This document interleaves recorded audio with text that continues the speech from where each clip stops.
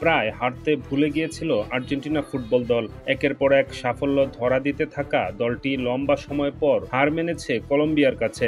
বিশ্বকাপ বাছাই পর্বে লাতিন আমেরিকা অঞ্চলের ম্যাচে গত ১০ সেপ্টেম্বর কলম্বিয়ার কাছে ২-১ গোলে হারে আর্জেন্টিনা, যা মেনে নিতে পারেনি আর্জেন্টাইন তারকা গোলরক্ষক এমিলিয়ানো মার্টিনেজ। ম্যাচের পর মেজাজ হারিয়ে ক্যামেরায় আঘাত করে বসেন মার্টিনেজ, যে ভিডিও ভাইরাল হয় সামাজিক যোগাযোগ মাধ্যমে। ম্যাচ হারের পর ফুটবলারদের সঙ্গে সৌজন্যমূলকভাবে হাত মিলিয়ে ড্রেসিং রুমে ফিরছিলেন মার্টিনেজ। তখন সামনে ক্যামেরা দেখেই মেজাজ হারিয়ে তাতে আঘাত করে বসেন তিনি।